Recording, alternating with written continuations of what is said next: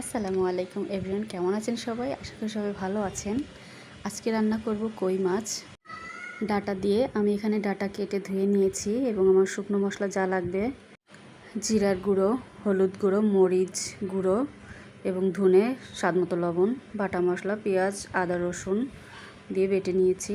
কাঁচামরিচ নিয়েছি কেটে, হলুদ গুঁড়ো, লবণ, মরিচ গুঁড়ো দিয়ে মাছটাকে মেখে নেব। মাছ মাখা হয়ে গেছে, এবারে কড়াইতে তেল দিয়ে দিব। তেলটা গরম হয়ে আসলে মাছ দিয়ে দিব। আমি সবগুলো মাছ ভেজে নিব।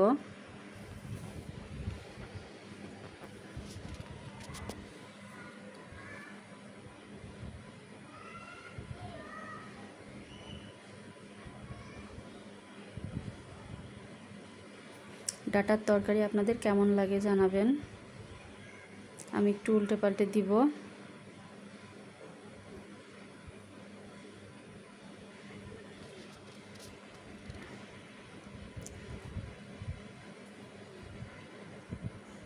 ডাটাগুলো আমাদের বাড়ি থেকে আনা আর কি।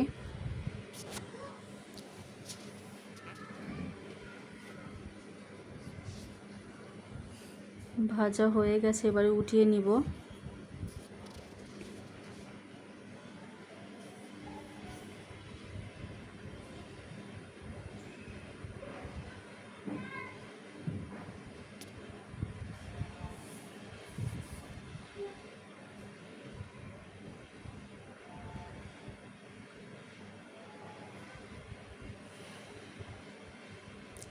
আমি সবগুলো মাছ এভাবে ভেজে নিয়েছি। এবারে পেঁয়াজ, কাঁচামরিচ দিয়ে দিব কড়াইতে।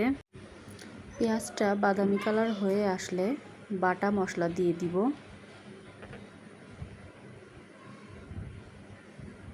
বাটা মশলা দিয়ে দিয়েছি। এবারে মশলাটাকে ভালো করে কষাবো যেন মশলার কাঁচা গন্ধটা না থাকে।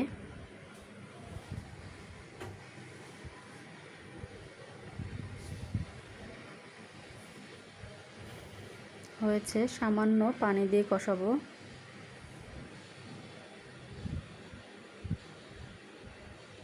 এবারে গুঁড়ো মশলাগুলো দিয়ে দিব, দিয়ে মশলাটাকে একটু কষিয়ে নেব। মশলাটাকে কষিয়ে নিয়েছি। এবারে ডাটাগুলো দিয়ে কষাবো। ডাটাটা মোটামুটি 75% সিদ্ধ হওয়া পর্যন্ত কষাবো।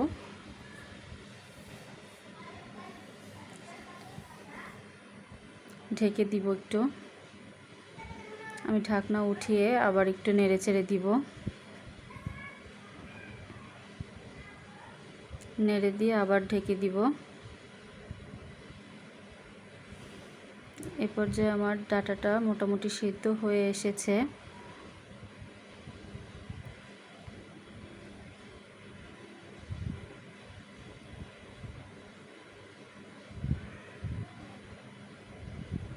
সামান্য পানি দিয়ে একটু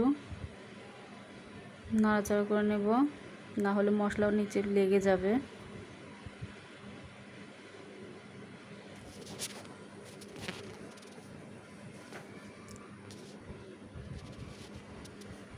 ডাটা কষানো হয়ে গেছে, এবার ভেজে রাখা মাছগুলো দিয়ে একটু হালকা একটু নাড়াচাড়া করে নিব।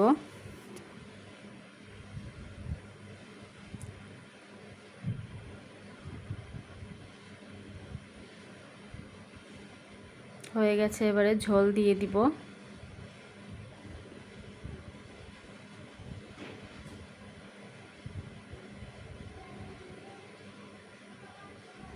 কষানো শেষ করে ঝোল দিয়ে দিয়েছি, আর একটু পানি দিব। এবার বলক ওঠার জন্য অপেক্ষা করব। বলক উঠে এসেছে, ঝোলটা সামান্য একটু কমলে নামিয়ে ফেলব।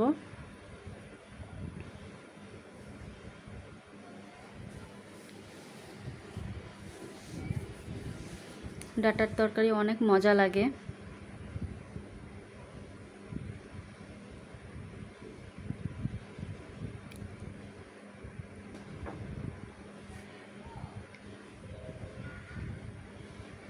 ঝোল ঝোলটা শুকিয়ে এসেছে, এবারে চুলা বন্ধ করে দিয়েছি। তরকারিটা হয়ে গেছে, বেড়ে নিব আমি। তরকারি বেড়ে নিয়েছি। আমার রান্না কেমন লাগলো কমেন্টে অবশ্যই জানাবেন। ভালো থাকবেন সবাই, আল্লাহ হাফেজ।